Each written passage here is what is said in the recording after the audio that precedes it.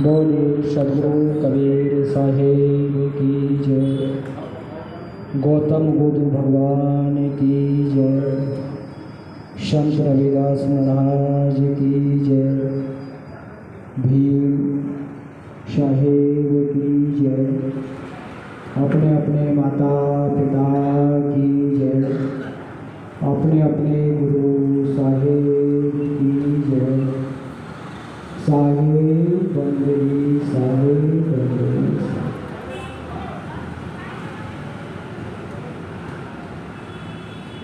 सदगुरु कबीर साहेब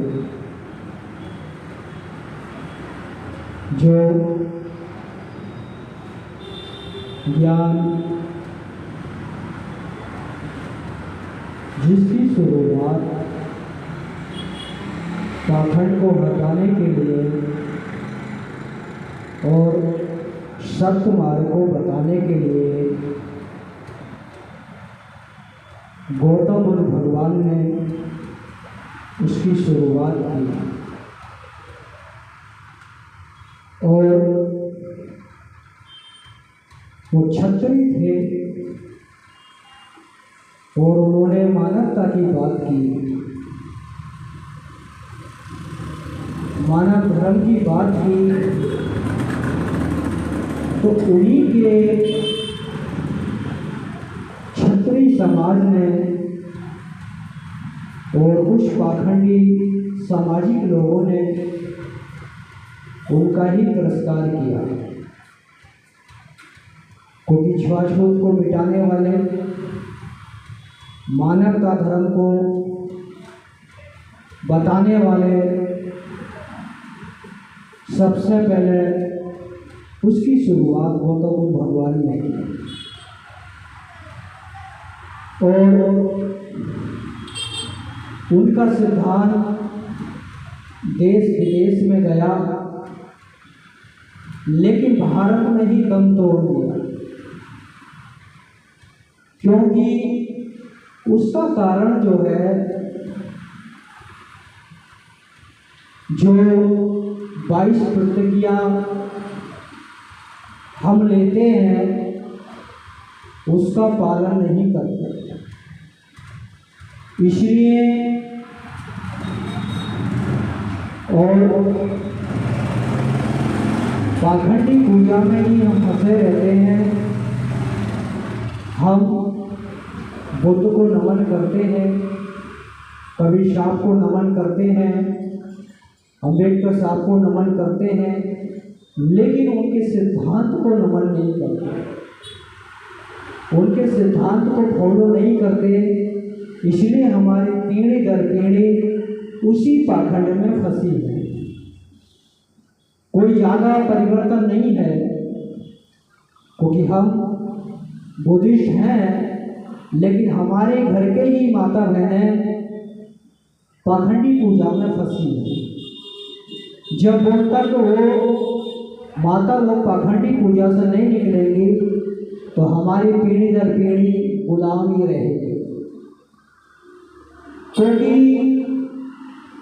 माता लोगों को पाखंडी पूजा से हटाकर गौतम बुद्ध की पूजा में, कबीर साहब की पूजा में और जो भी संत महापुरुष हुए हैं उनके सिद्धांत में हम जोड़ेंगे तो उनका मन लग जाएगा। क्योंकि भारत में मूर्ति पूजा ने एक जड़ पकड़ ली है, वो ख़त्म नहीं हो सकती। अगर हम उन्हीं को बोलेंगे कि आप शंकर भगवान की पूजा ना करके कबीर साहब की आरती करो, गौतम बुद्ध भगवान की आरती करो, अम्बेडकर साहब की आरती करो, उनका शास्त्र पढ़ो, उनकी वाणियों को पढ़ो, तो उनको लगेगा कि हाँ कुछ पूजा पाठ बताया। क्योंकि मन को कन्वर्ट करने की ज़रूरत है, क्योंकि जड़ पूजा से लोगों का मन अभी हटा नहीं है और नहीं हटेगा। तो बस मन को कन्वर्ट करना है कि उसकी जगह जो हम अनेकों देवी देवताओं की पूजा आरती करते हैं, उसकी जगह हम क्यों नहीं गौतम बुद्ध भगवान की करें, संत रविदास जी की करें, महात्मा ज्योतिबा फूले की करें, सावित्रीबाई फुले की तरह या कबीर साहब की तरह, तो उनका मन पूजा पाठ में लग जाएगा और जो दूसरी पूजा पाठ से उनका धीरे धीरे मन हट जाएगा। क्योंकि हम घर में उस सिद्धांत को लागू नहीं कर रहे, केवल हमारे अपने तक ही सीमित है, इसलिए हमारे घर में आज भी मनोवाद घुसा हुआ है। वो मनोवाद को खत्म करने के लिए ये सिद्धांत को अपनाना पड़ेगा, जब ही हमारे घर से मनोवाद खत्म होगा। तो उसी को सदगुरु कहते हैं, पाथर पूजे हरि मिले, मैं पूजूं पहाड़, ताते तो चक्की बली, पीस खाए संसार। सदगुरु क्यों कहते हैं? क्योंकि उस समय भी पत्थर पूजा में लोग मस्त थे और आज भी हैं, तो उसको तुलना बताते हैं कि आप छोटे से मंदिर में जाकर पत्थर को पूजते हो, लेकिन भगवान की प्राप्ति नहीं होती। मैं पहाड़ जाके पूजूं, अगर तो भी भगवान नहीं मिले, उससे बड़े तो घर का जो चक्की है जिससे आटा पिसता है उसको पूजेंगे तो वो बेहतर है। तो चक्की का सहारा देकर सदगुरु कबीर साहब माता पिता के प्रति पूजा बताते हैं, क्योंकि जो चक्की एक दो पार्ट हैं, तो माता पिता भी इस जीवन के दो पार्ट हैं, जो अपने जीवन में बच्चे को पढ़ाते हैं, लिखाते हैं, बड़ा करते हैं और उनको आगे बढ़ाते हैं। तो हम उनको ये नहीं बताते कि माता पिता के रूप में ही भगवान बैठा है, भाई के रूप में ही भगवान बैठा है, गुरु के रूप में ही भगवान बैठा है। तो इसी का जब ऐसा बताएंगे तो माता पिता की भी सेवा करेगा, माता पिता के आगे झुकेगा भी। लेकिन ऐसा हम नहीं बताते, इसलिए हमारे जीवन में दुखों का पहाड़ बना रहता है। क्योंकि गौतम बुद्ध भगवान ने भी चेतन पूजा को ही माना है, कबीर साहब ने भी चेतन पूजा को ही माना है, और जो भी हमारी संत परंपरा के संत लोगों ने सभी ने चेतन आत्माराम को माना है।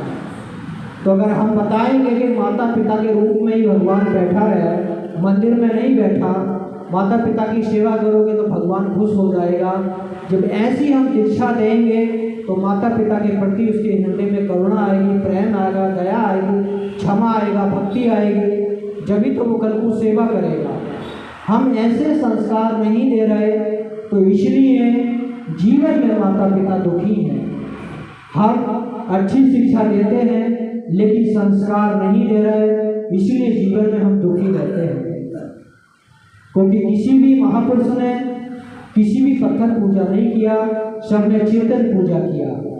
लेकिन हम चेतन पूजा से मुख मोड़ लेते हैं और ध्यान विधि को छोड़ देते हैं, इसलिए हम अपने जीवन में दुखी हैं। क्योंकि पूजा पद्धति आज चल रही है, वो आगे भी चलती रहेगी, लेकिन व्यक्ति के मन को कन्वर्ट करना पड़ेगा कि आप देवी माता की पूजा करने जाते हैं। माता लोग, उन्होंने हम लोगों को कोई भी अधिकार, कोई भी शिक्षा, कोई भी दीक्षा नहीं दिया, केवल उन लोगों ने हमको लूटा।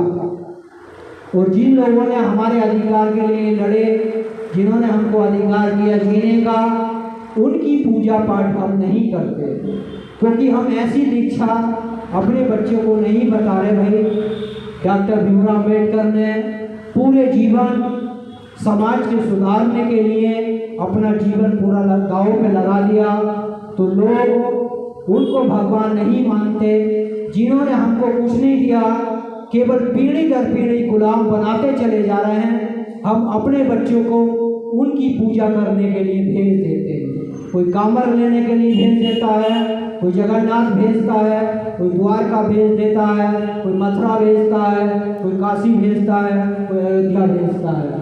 अपने बच्चे को कोई भी ना तो संतों के दरबार में भेजते, ना बोध गया भेजते, ना नागपुर जो दीक्षा भूमि है डॉक्टर भीमराव अम्बेडकर की, वो भी उन लोगों को नहीं दिखाते, ना उनके बारे में बताते, ना उनके बारे में समझाते, तो वो कल को बौद्ध धर्म किया जानेंगे। इसलिए हमको अपने घर में भी बौद्ध धर्म का प्रचार करना है। वो तो बुद्ध भगवान की घर, अपने घर के अंदर भी आरती करनी है, कबीर साहब की भी आरती करनी है, अम्बेडकर साहब की भी आरती करनी है। उन बच्चों को भी, जो हमारे घर में छोटे छोटे बच्चे हैं, उनको भी सिखाना है कि आज से इन्हीं की आरती करनी है, इन्हीं का पूजा पाठ करता है, यही हमारे भगवान हैं। जब ऐसा बचाएंगे, ऐसा बताएंगे तो हमारे बच्चे उस संस्कार में आ जाएंगे। वो जो बाहर की पाखंडी पूजा है, जो हमको गुलाम बना रही है, उसको धीरे धीरे छोड़ देंगे। और एक सबसे बड़ी बात बताएंगे कि हमारे जीवन में कि आप किसी भी तीर्थ धाम में जाते हो तो वहाँ पर वही लोग बैठे हैं धन लेने के लिए, हम उन्हीं को धनवान बना रहे हैं। अपने बच्चे से कहो किसी भी तीर्थ धाम में जाओ, कोई भी पैसा चढ़ावा मत करो, ना फूल चढ़ाओ ना पैसा चढ़ाओ, जाना है तो घूम के अपने आ जाओ। ऐसा बताएंगे तो उन लोगों के जो नशा है थोड़ा ढीला हो जाएगा। हम ही लोग उनको धनवान बना रहे हैं और वो बच्चे, उनके बच्चे वो पढ़ लिख के IPS अधिकारी बनते हैं, बड़े अच्छे कलाकार बनते हैं, अभिनेत्री बनते हैं, लेकिन हमारे बच्चे उनकी केवल किताबें पढ़ते हैं। जो शिक्षा वो देते हैं, वो कहते हैं कि तुम संविधान पढ़ो, पढ़ लिख के आगे जाओगे, शिक्षा ग्रहण करो, पढ़ लिख के आगे जाओगे, लेकिन हम अपने बच्चों को पाखंडी धर्म में जोड़ देते हैं कि हिंदू धर्म में जाओ, सनातन धर्म में जाओ, शंकर जी के मंदिर में जल चढ़ाओ, माता जी के जाओ तो चुन्नी चढ़ाओ, ऐसा हम बताते हैं तो हम तो खुद अपने बच्चों को गुलाम बना रहे हैं। इसलिए सतगुरु कबीर साहब कहते हैं, ये मन निर्मल भय जैसे गंगा नीर, पाछे पाछे हरि फिरे कहत कबीर कबीर। सतगुरु कबीर साहब कहते हैं कि भगवान को ढूंढने की जरूरत नहीं है, भगवान को जानने की जरूरत नहीं है।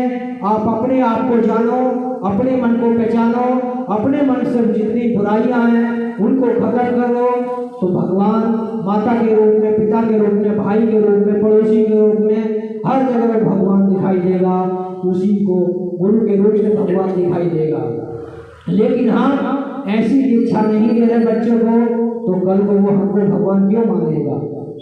हम बाहर के भगवान को बता देते हैं, इसीलिए वो कल को हमारी पूजा या हमारे आदेश का पालन नहीं करता। हम समझाएंगे कि माता पिता ही भगवान है, गुरु ही ईश्वर है, और माँ ही पार्वती है, पिता ही शंकर है, बहन ही देवी है, भाई ही गणेश है। जब ऐसा बताएंगे तो बच्चों के मन में आ जाएगा, सब भगवान तो हमारे घर में ही बैठे हैं, हम बाहर की पूजा करने क्यों जाएंगे? इसलिए सतगुरु कबीर साहब चेतन पूजा बताते हैं, और वही सभी संत बताते हैं। तो गौतम बुद्ध भगवान ने भी उसी परंपरा को लागू किया, पाखंड को छोड़ा और अपने आप को जाना, अपने आप को पहचाना, शून्य समाधि में जाना है और अपने स्वरूप को ही जानना है। क्योंकि गौतम बुद्ध भगवान संन्यास लेने से पहले ही उन्होंने भगवान को नकार दिया था कि भगवान नाम की कोई चीज नहीं है, ये सब पाखंड है, कुछ लुटेरे लोग बैठे हैं जो भगवान को नाम पर डराकर लोगों को लूट रहे हैं। लेकिन हम उनके गौतम बुद्ध के अनुयायी बनते हैं, लेकिन उनकी जो शिक्षा है, उनका जो मार्ग है, धम्म का मार्ग, उसको छोड़ देते हैं। जो सत्य का मार्ग है, दया का मार्ग है, करुणा का मार्ग है, प्रेम का मार्ग है, उसको छोड़ देते हैं। हमारा भाई भाई प्रेम से नहीं रहते, पति पत्नी प्रेम से नहीं रहते, पड़ोसी से प्रेम से नहीं रहते, तो हम धर्म की शरण में कैसे जाएंगे? बुद्धम शरण गच्छामि कैसे हो पाएंगे?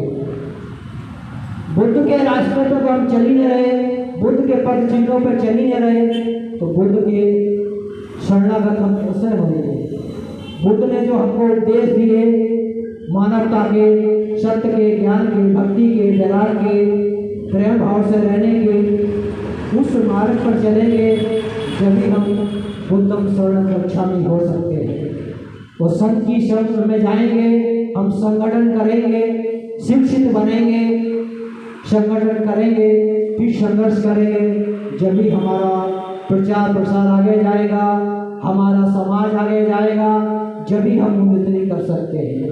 केवल हम अपने तक सीमित रहेंगे कि हमने धम्म की दीक्षा ले ली, अपने बच्चों को संस्कार हम नहीं दे रहे, तो हमारा धम्म हमारे घर में ही दम तोड़ देगा।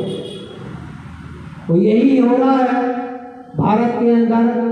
हम बुद्धिस्ट बन जाते हैं, अम्बेडकरवादी बन जाते हैं, लेकिन अपने बच्चों को उनके संस्कार, उनका ज्ञान, उनके धम्म का प्रचार नहीं करते, अपने घर ही बैठकर उस चीज़ की चर्चा नहीं करते।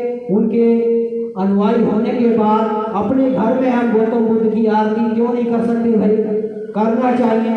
संत रविदास जी की आरती करो, कबीर साहब की आरती करो। जो भी संत महापुरुष हमारे आदर्श हैं, जो हमारे समाज के लिए लड़े, हमको कुछ दिए, उन्होंने अपना जीवन पूरा दांव पे लगा दिया, हम उनकी आरती क्यों नहीं कर सकते? लेकिन हम और धर्मों की आरती करते हैं और देवी देवताओं की आरती अपने घर में करते हैं, तो हमारे बच्चे बुद्ध को कैसे जानेंगे, कबीर को कैसे जानेंगे, अम्बेडकर साहब को कैसे जानेंगे, संत रविदास जी को कैसे जानेंगे? तो हमें अपने घर से ही शुरू करना है। तो जब भी हमारे घर के जो छोटे छोटे बच्चे हैं, हम आरती करेंगे, गौतम बुद्ध भगवान की आरती करेंगे सुबह शाम, या उनके बैठकर 10 मिनट बैठकर ध्यान करेंगे, बच्चों को साथ लेकर सभी लोग 5 मिनट बैठ जाएंगे, तो हमारे घर के अंदर संस्कार बच्चों के अंदर आ जाएगा। वो धम्म को जानने लगेंगे, धम्म को पहचानने लगेंगे, तो बुद्ध की शरण में जाएंगे। इसीलिए हमारा जो धम्म है गौतम बुद्ध का, इसीलिए भारत में दम तोड़ देता है। ज्ञान समाधि अलग चीज है, लेकिन उस पर कोई बिरला जा पाता है, लेकिन संस्कार डालने की हमको सबसे ज़्यादा ज़रूरत है। जब भी हमारा जीवन सफलता की ओर जाएगा, तो धम्म की ओर जाएगा। ना तो हम धम्म में धीमे पड़ जाएंगे, जो धीमा व्यक्ति पड़ जाता है, धीरे धीरे उसकी गति रुक जाता है, वो धर्म का चक्र रुक जाता है। इसलिए आज भी पाखंडी लोग बोध गया में अपना कब्जा करना चाहते हैं। जितने भी पाखंडी लोग हैं, वो कोई भी बौद्ध धर्म का साथ नहीं दे रहा, केवल हिंदू धर्म का साथ दे रहे हैं। तो हमारे बौद्धिस्ट लोग जो बौद्धिस्ट हैं, अपने गांव में, अपनी बस्ती में, अपने शहर में एकत्रित होकर महीने में एक बार भी रैली निकालेंगे, जुलूस निकालेंगे गौतम बुद्ध का, तो उसमें जागृति बढ़ेगी। कबीर साहब का जुलूस निकालेंगे जयकारा करते हुए, तो लोगों के मन में जागृति बढ़ेगी कि हाँ भाई, कबीर साहब भी कोई संत थे, गौतम बुद्ध भी कोई भगवान थे।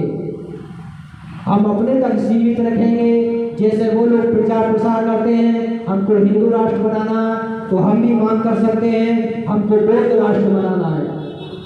तो वो रैली कर रहे हैं, तो हमको भी रैली करनी चाहिए कि हमको हिंदू राष्ट्र नहीं, हमको बौद्धिस्ट राष्ट्र बनाना है, या कबीर राष्ट्र बनाना है, या अम्बेडकर राष्ट्र बनाना है। हम भी ऐसा संघर्ष करेंगे अपने गांव में, बस्ती में, तो हमारे धर्म का भी प्रचार होएगा, हमारे को भी लोग जानने लगेंगे, हमारी भी पहचान बनने लगेगी।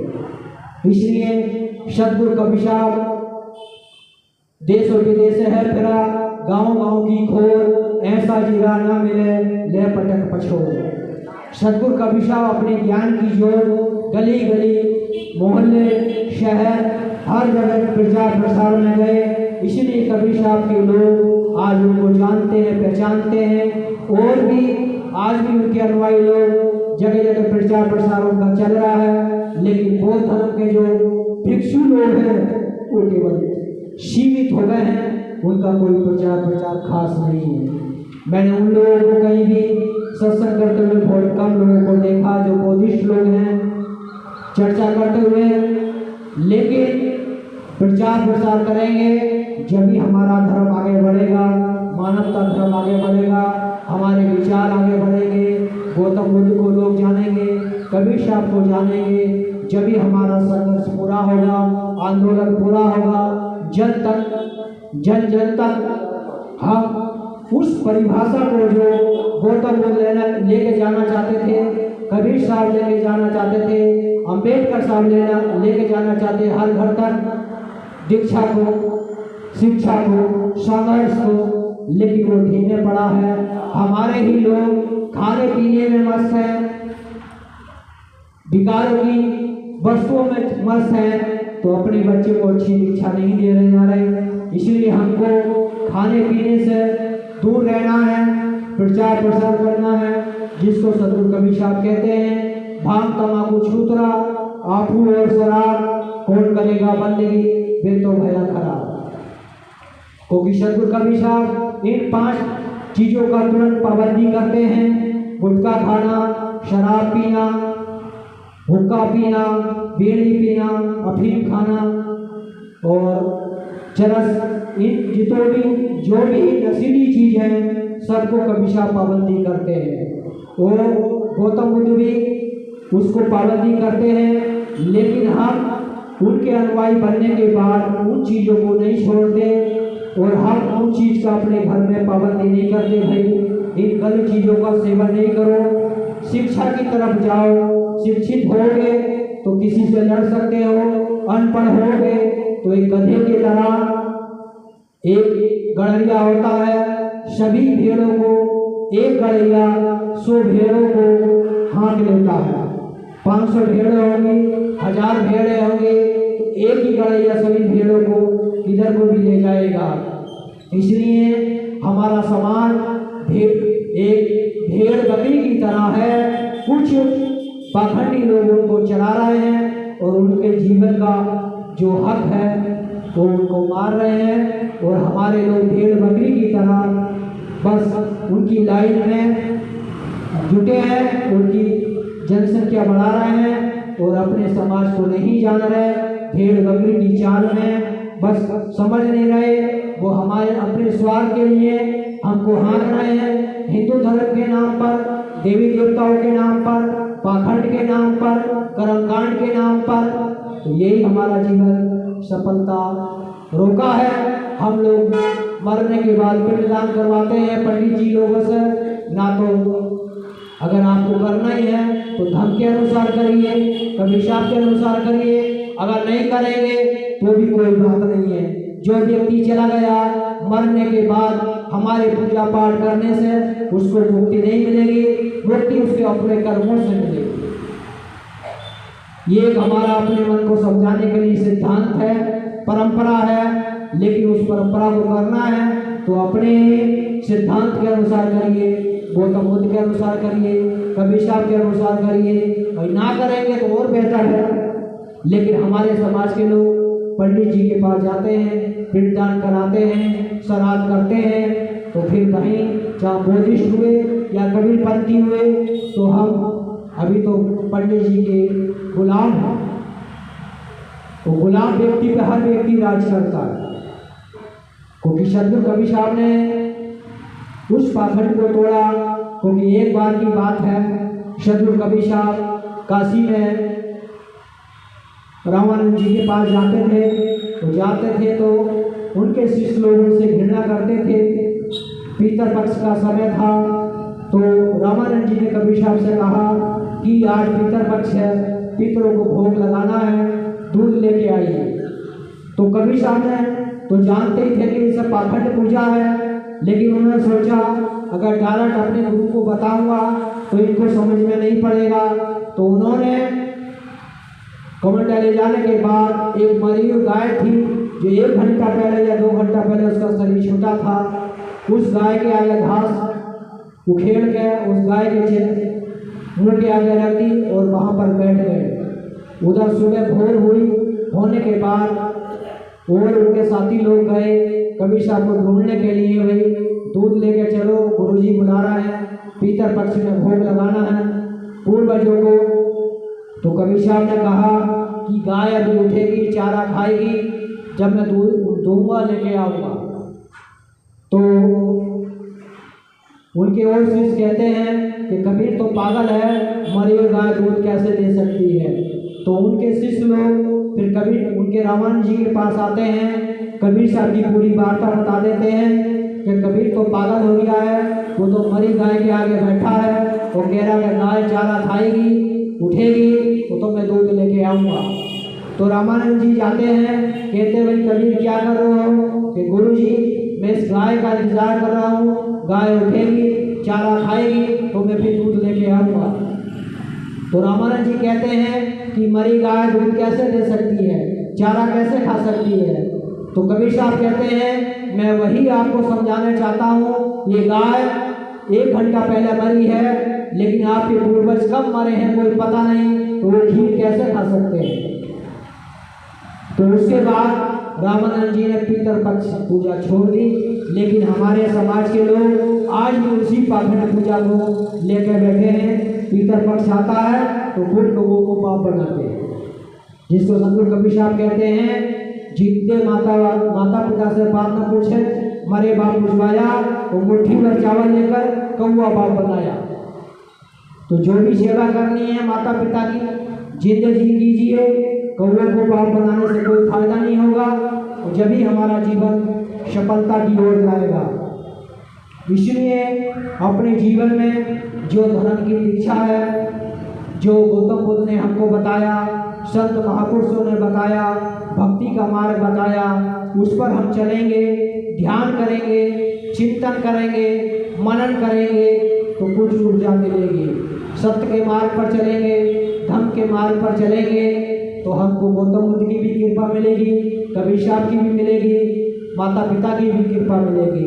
जब तक हमको हमारे आसपास सत्य की दृष्टि नहीं है, सेवा की दृष्टि नहीं है, मानवता की दृष्टि नहीं है, दया नहीं है, करुणा नहीं है, प्रेम नहीं है, भक्ति नहीं है, क्षमा नहीं है, शील नहीं है, विचार नहीं है, गुण नहीं है, जब तक हमारे ऊपर किसी की कृपा नहीं हो सकती। क्योंकि धम्म में के अनुसार जाएंगे तो धम्म के मार्ग पर सत्य का मार्ग है, जब भी हमारे अंदर ऊर्जा प्रकट हो सकती है। इसलिए हम लोगों को ध्यान साधना में जाना चाहिए। वो विपश्यना केंद्र जगह जगह खुले हैं, 10 दिन का ध्यान भी करना चाहिए, मौन रहना चाहिए, अपने आप को जानना चाहिए, अपने स्वरूप को पहचानना चाहिए। वही सदगुरु कबीर साहब कहते हैं, वही गौतम बुद्ध कहते हैं, मोह ढूंढे बंदे मैं तो तेरे पास में, न तीर्थ में, न मूर्त में, न एकांत निवास में, न मंदिर में, न मस्जिद में, न काशी कैलाश में। सदगुरु कबीर साहब कहते हैं न मूर्त में, न तीर्थ में, न मंदिर में, न काशी में, न कैलाश में। कोई पत्थर में ढूंढ रहा है, कबीर साहब की लोग बात नहीं मानते, गौतम बुद्ध की बात नहीं मानते। कोई पत्थर में ढूंढ रहा है, कोई पानी में ढूंढ रहा है, कोई कैलाश के ढूंढ रहा है, कोई मंदिर में, कोई मस्जिद में, कोई कहीं। लेकिन कबीर साहब कहते हैं कहीं भी यहाँ ढूंढोगे तो आपको नहीं मिलेगा। जब हम सत्य में ढूंढेंगे, अपने आप में ढूंढेंगे, अपने आप को पहचानेंगे, जब भी वो मिलेगा। ना मैं जब में, ना मैं तब में, ना मैं क्रियाक्रम में रहता, ना योग संन्यास में। कोई व्यक्ति कहते मैं सन्यासी बन जाऊंगा तो मिल जाएगा, जब तक सत्य का मार्ग नहीं अपनाएगा, सत्य का सिद्धांत को नहीं अपनाएगा, जब तक नहीं मिल सकता। चाहे कितने ही जब तक कर लेंगे, हमारे मन में हमारे विकार भरे हैं, सत्य का मार्ग हमारे आसपास नहीं है, जब तक वो ऊर्जा हमारे अंदर महसूस नहीं हो सकती। खोजी हो तो तुरंत मिल जाओ, पल भर की तलाश में।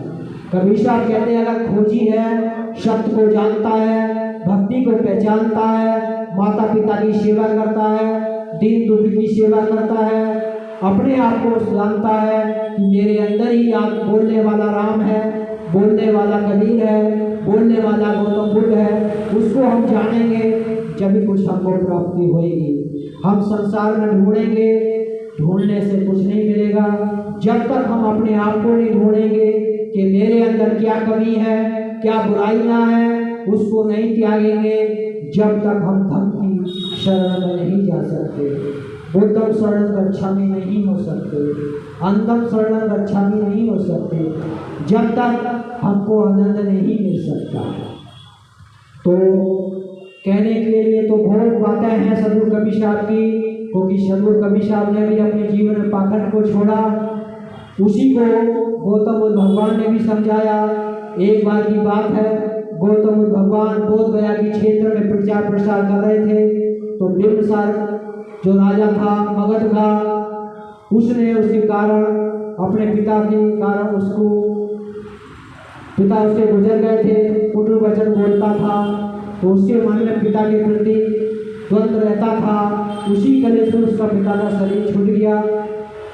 तो उसने अपने पिता का भोजन सभी धर्मों के अनुसार, पंडा पुजारियों के अनुसार पिंडदान कराया, लेकिन उस राजा को संतुष्टि नहीं मिली। जब भी सो गए उसको लगे कि मेरे माता पिता का पाप मेरे ऊपर है, इससे मैं कैसे मुक्ति पाऊंगा। तो लोगों ने बताया कि इस क्षेत्र में गौतम बुद्ध भगवान विचरित कर रहे हैं, अगर उनके पास जाए हुए तो कुछ न कुछ समस्या का निदान हो जाएगा। तो राजा गौतम बुद्ध भगवान के पास गया, उसने पूरी वार्ता बताई कि मेरे कारण मेरे पिता की हत्या हो गई और इस हत्या से मैं कैसे मुक्त होऊंगा। मैंने बहुत प्रकार के पूजा पाठ कराए, पिंडदान कराए, लेकिन मेरे मन से वो पाप हट नहीं रहा। तो गौतम बुद्ध ने कहा अगर मैं इसको कारण समझाऊंगा तो इसकी समझ में नहीं आएगा।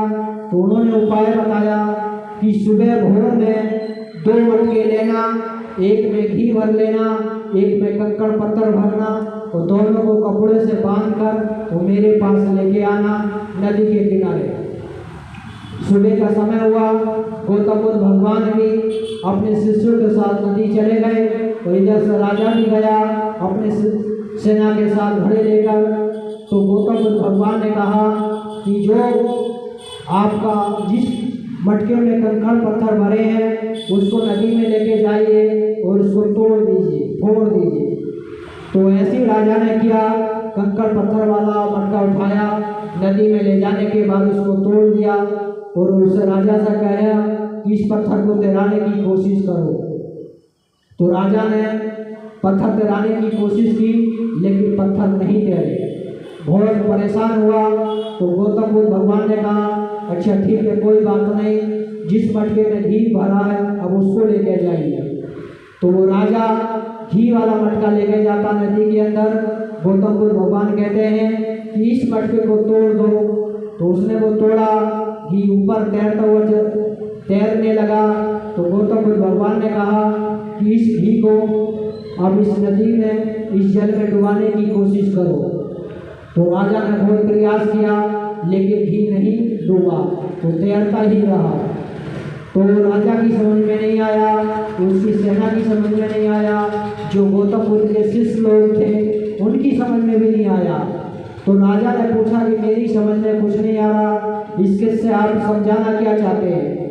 तो गौतम बुद्ध भगवान ने कहा कि जिस व्यक्ति ने अपने जीवन में अच्छे कार्य किए हैं, माता पिता की सेवा की है, धर्म की शरण में गया है, मानवता का धर्म का पालन किया है, उसके हृदय में करुणा है, क्षमा है, शील है, विचार है, गुण है, भक्ति है, सेवा है और इस अनुसार व्यक्ति चलता है, तो इस घी के समान है, उसको कोई भी डुबा नहीं सकता। तो जिसने अपने कर्म जीवन में अच्छे कर्म नहीं किए, उसके मरने के बाद कितने भी पूजा पाठ करो वो तर नहीं सकता। जैसे ये पानी में पत्थर नहीं तैर सकता, ऐसे किसी के भी पूजा पाठ करने से कोई भी व्यक्ति तर नहीं सकता। तो लेकिन गौतम बुद्ध भी वही बात समझाते हैं, कबीर साहब भी वही बात समझाते हैं और अन्य संत लोग भी वही बात समझाते हैं, लेकिन हमारी समझ में नहीं आता। हम वही उसी पाखंड पूजा में पड़े हैं, उसी पाखंड पूजा से हम अपने परिवार को, अपने गांव को, अपनी बस्ती को, अपने जान पहचान के लोगों को नहीं निकाल पा रहे। इसलिए अपने जीवन में उस पाखंड पूजा को छोड़कर सत्य की पूजा में जाएंगे, जब ही हमारा जीवन उस प्रकाश में होएगा। ना तो हम अंधकार में जी रहे हैं, वो अंधकार में जीने वाला व्यक्ति अंधा होता है और अंधे को कोई भी मार के चला जाता है, उसको लूट के चला जाता है। इसलिए कुछ लोग धर्म की आड़ में हमको अंधा बना रहे हैं और अंधा बनाकर वो हमको लूट रहे हैं। कोई कहता है किसी धाम में जाओ, काशी जाओगे तो मुक्ति मिल जाएगी, जगन्नाथ जाओगे तो मुक्ति मिल जाएगी, द्वारका जाओगे तो मुक्ति मिल जाएगी, अनेकों जगह जाओगे तो मुक्ति मिल जाएगी। ऐसा जाने से कहीं भी मुक्ति नहीं मिल सकती। मुक्ति मिलेगी अपने कर्मों से, अपनी भक्ति से, अपने सिद्धांत से। तो ये दीक्षा हम अपने बच्चों को देंगे, अपने घर में ये दीक्षा बताएंगे जिनके भी जो संसार की लोग बता रहे हैं कि वहाँ जाने से मुक्ति मिलेगा, गंगा में नहाने से मुक्ति मिलेगा, जो बता रहे हैं झूठ बता रहे हैं। ऐसा समझाएंगे परिवार के अंदर, तो बच्चे धीरे धीरे उससे मुख मोड़ लेंगे। ज्ञान की गंगा में गोता लगाएंगे, सत्संग की गोता में गंगा लगाएंगे, माता पिता की सेवा की में ध्यान लगाएंगे, तो मुक्ति का मार्ग खुल सकता है। ना तो अनाथा जीवन पाखंड की ओर जा रहा है और हम जीवन बेअर्थी गंवा रहे हैं। जिसको सतगुरु कबीर साहब ने कहा है, कर्म सिद्धांत के लिए कहा है, सब दिन होत न एक समाना, क्योंकि हमारा जीवन पल पल मृत्यु की तरफ जा रहा है। हम अपने आप को चेतन नहीं कर पा रहे, अपने आप को नहीं समझ पा रहे, हम अपनी सांसों को बेहरती गंवा रहे हैं। जिसको कबीर साहब कहते हैं, शब्द न होते न एक समाना, साधु भाई शब्द न होते न एक समाना। एक दिन राजा हरिचंद गिरे कंचन भरे खजाना, एक दिन राजा हरिचंद गिरे कंचन भरे खजाना। एक दिन भरे डोम मगर पानी मरघट गए निशाना, शब्द न होते न एक समाना। क्योंकि किसी का भी समय एक समान नहीं रहता है। अपने जीवन में धन का पद का किसी भी चीज का इनकार नहीं करना चाहिए। अपने बल से धन से किसी को भी नहीं सताना चाहिए। उसी को कबीर साहब समझाते हैं। एक दिन राजा हरिचंद था, जिसके घर में सोना चांदी हीरा मोती सब भरे थे, लेकिन उसका समय ऐसा आया उसको डोम के घर मजदूरी करना पड़ा और उसकी पत्नी को भी किसी के और के घर मजदूरी करना पड़ा अपना जीवन व्यतीत करने के लिए। उसकी बेटे की मृत्यु हो गई, लेकिन उसकी पत्नी के पास कोई धन नहीं था, तो उसका देह संस्कार करने के लिए वो राजा हरिचंद डोम के घर मजदूरी करता, जिसको राजा हरिचंद घाट बनारस में आज भी है। तो उसने कहा कि मैं अपने राजा के साथ, अपने मालिक के साथ दगा नहीं कर सकता, आप मुझे कर दोगे जब ही मैं बच्चे की देह संस्कार करने के लिए जगह दूंगा। उसकी पत्नी के पास कोई भी धन नहीं था, तो उसने अपनी आधी साड़ी फाड़ के उसको दी। तो जब उसने देह संस्कार करने का अधिकार दिया, बताते हैं फिर उसका बच्चा भी जीवित हो गया, उसका राजपाट भी मिल गया। इसलिए सत्य के मार्ग पर चलते हैं, कठिनाइयाँ आती हैं, लेकिन सफलता जरूर मिलती है। लेकिन हर समय अपने विकारों को देखते रहेंगे और किसी भी चीज़ का अहंकार नहीं करेंगे, जब भी जीवन हमारा सफलता की ओर जाएगा। उसी के दूसरी वाणी में सतगुरु कबीर साहब कहते हैं, एक दिन राजा रामचंद्र जी चढ़े जान विमाना, एक दिन उनको बर्बाद होया दशरथ ने परवाना। क्योंकि राम भगवान का भी जीवन एक सा नहीं रहा। एक दिन उनका उधर वनवास हो रहा था, उधर उनको माता पिता का शरीर छूट रहा था। उसका भी जीवन है, क्योंकि उनके पिता ने श्रवण को, जो श्रवण के माता पिता थे, वो उनके बेन बने हुए थे। श्रवण पानी लेने के लिए नदी के किनारे गया था, इधर से राजा के साथ शिकार खेलने के लिए गया था। उसने सोचा कोई मृग है, जब उन्होंने तीर चलाया तो श्रवण के लग गया। श्रवण हाय हाय पिता हाय माँ की आवाज़ निकाली, तो दशरथ ने कहा ये तो कोई व्यक्ति मर गया, ये तो कोई मानुष है। जब उसके पास गए, श्रवण ने कहा कि मेरा नाम श्रवण है, मेरे माता पिता प्यासे पड़े हैं, वहाँ बैठे हैं, उनको पानी पिला देना, अब मेरा जीवन नहीं रहेगा। इतना कहने के बाद श्रवण का शरीर छूट गया। तो दशरथ पानी लेके गया उसके माता के पिता के पास, तो उसने जैसे पानी हाथ में दिया तो उसके माता पिता ने कहा तू मेरा श्रवण नहीं है, तू तो और दूसरा व्यक्ति है, अपना नाम को परिचय बता। तो दशरथ ने कहा कि मैं दशरथ हूँ, मेरी गलती से श्रवण का शरीर छूट गया। और उन्होंने कहा कि मेरे माता पिता को पानी पिला देना। तो कहा कि जिस मेरे बेटे का हत्या किया है, मैं अपने उस पापी के हाथों से पानी नहीं पी सकता। तो उसके माता सरवण के माता पिता ने श्राप दिया कि जिस बेटे के वियोग में आज हमारा शरीर छूटा है, एक दिन तेरा भी ऐसा आएगा, तेरा चारों बेटों में से कोई भी घर नहीं होगा और तेरा शरीर भी तरफ तरफ के छूटेगा। ऐसा ही हुआ। राम वनवास चले गए। राम लक्ष्मण सीता और भरत शत्रुघ्न अपने ननिहाल में थे, कोई भी उनके घर नहीं था। तड़प तड़प कर शरीर छूटा।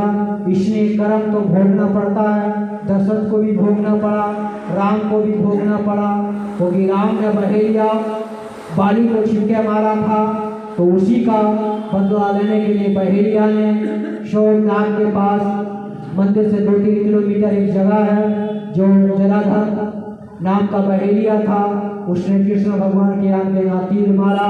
तो कर्म का लेखा भरना पड़ता है। कोई भी हुआ, राजा हुआ, महाराजा हुआ, तो इसलिए कर्म सोच समझ के करना चाहिए। भक्ति करेंगे, सच्चे मन से भक्ति करेंगे तो हमारे धीरे धीरे कर्म खत्म हो सकते हैं। इसलिए अपने जीवन में सदगुरु कबीर यही बताते हैं, समय किसी का भी बलवान है, किसी का भी साथ नहीं देता। आज बूढ़े हैं, उसी को सदगुरु कबीर तीसरी वाणी में कहते हैं, एक दिन अर्जुन महाभारत में जीते इंद्र सबाना, एक दिन भूली लोटी लूटे गोपी का बही अर्जुन पाना। तो सब दिन होत न एक समाना। एक दिन ऐसा था, महाभारत का युद्ध चल रहा था, अर्जुन के सामने जो आता था वो हार जाता था। लेकिन महाभारत का युद्ध खत्म हुआ। खत्म होने के बाद कोई अपनी माता को याद करके रो रहा था, कोई पिता को, कोई भाई को, कोई बहनोई को। तो पांचों भाई जब शहर में गए तो उनको माता लोग बुरा भला बोल रहे थे। तो उन्होंने कहा, सोचा कि हमने इस राजगद्दी के लिए कितने पाप किए, इन माता लोगों को हस्तिनापुर छोड़ के आइए। तो अर्जुन को भेजा। तो अर्जुन जब गए, जंगल में आदिवासी लोग पड़े, उन्होंने उन स्त्रियों को छीन के अपने साथ ले गए। तो अर्जुन को पेड़ से बांध दिया। तो अर्जुन भी समय के अनुसार निर्धन हो गए। उसी को सदगुरु कहते हैं, उदाहरण देते हैं ऐसे ऐसे भले राजा, उनका भी जीवन एक समान नहीं रहा। अपने जीवन में किसी भी चीज़ का इनकार नहीं करना चाहिए। कहत कबीर तो सदगुरु कबीर साहब कहते सब दिन होत न एक समाना, एक दिन बालक भाई गोद में, एक दिन भाई जमाना, एक दिन चिता जले मरघट पर धुआं जात समाना। सदगुरु कबीर साहब कहते हैं, एक दिन बच्चा जन्म लेता है, जवान होता है, ब्याह शादी हो जाती है, वृद्ध हो जाता है, खांसी आ जाती है, शरीर में बीमारी आ जाती है, मृत्यु हो जाती है। कोई जला देता है, कोई दफना देता है, कोई मिट्टी में गाड़ देता है, कोई जल पर कर देता है। इसलिए हमारा जीवन शरीर मृत्यु की तरफ जा रहा है। किसी भी चीज़ का इनकार नहीं करना चाहिए। धर्म की शरण में जाएंगे, सत्य की शरण में जाएंगे, जब हमारा जीवन सफल होगा। उसी को सदगुरु कबीर साहब कहते हैं, कहत कबीर सुनो बे साधो, ये पद है निर्वाणा, जो कोई इस पद का अर्थ लगावे हो नरहार बलवाना। क्योंकि इस माध्यम भजन के माध्यम से सदगुरु कबीर साहब कहते हैं, जो अपने आप को भगवान कहते थे, जो लोग भगवान के साथ रहते थे, जो सत्यवादी थे, उनका भी जीवन में परिवर्तन आया। एक समान उनका भी जीवन नहीं रहा, दुख उनके जीवन में भी आया। इसलिए हमें से वो भी अपनी वाणी से, अपने कर्म से किसी को नहीं सताना चाहिए। हर समय सत्य की खोज करना चाहिए, धर्म का पालन करना चाहिए, माता पिता की सेवा करना चाहिए, देशों की सेवा करना चाहिए। जब भी हमारा जीवन सफलता की ओर जाएगा, जब भी हम धर्म की शरण में जाएंगे, जब भी गौतम बुद्ध भगवान को हमें आशीर्वाद दे सकते हैं, कबीर साहब आशीर्वाद दे सकते हैं। दीक्षा जो हमारे हम लोग कहते हैं घर में सरस्वती माता हमको दीक्षा देती है, लेकिन हम ये नहीं बताते दीक्षा की देवी सावित्रीबाई फूले है, उन्होंने ही हम माता लोगों को पढ़ाना चालू किया, शिक्षा का उन्होंने ही दिया। लेकिन हम अपने घर में ये बात नहीं बताते, उनकी फोटो नहीं लगाते, कबीर साहब की फोटो नहीं लगाते, अम्बेडकर साहब की नहीं लगाते। कुछ लोग लगाते हैं, कुछ लोग नहीं लगाते। उन महापुरुषों की फोटो अपने घर में लगाएंगे, उनकी पूजा पाठ करेंगे, तो आने वाली नस्लें उनके प्रति उनकी जिज्ञासा बढ़ेगी और पूजा पाठ, अन्य पूजा पाठ छोड़कर संतों की शरण में आ जाएंगे और वो धीरे धीरे ज्ञान की तरफ आ जाएंगे। कबीर साहब को मानने लगेंगे, गौतम बुद्ध को मानने लगेंगे, अम्बेडकर साहब को मानने लगेंगे, तो हमारा जीवन का लक्ष्य धीरे धीरे पूरा होने लगेगा। जब भी हम धर्म की ओर जाएंगे। ज़्यादा न कहते हुए सभी को मेरी प्रिय बात साहिब बंदगी, साहिब बंदगी, साहिब बोले सभी कबीर साहेब की, गौतम बुद्ध भगवान की, डॉक्टर भीमराव अम्बेडकर की, ज्योतिबा फुले की, सावित्रीबाई फुले की, अपने अपने माता पिता की, अपने अपने गुरु साहेब की, साहेब बंदगी, साहेब बंदगी, साहेब साधो साधो साधो साधो।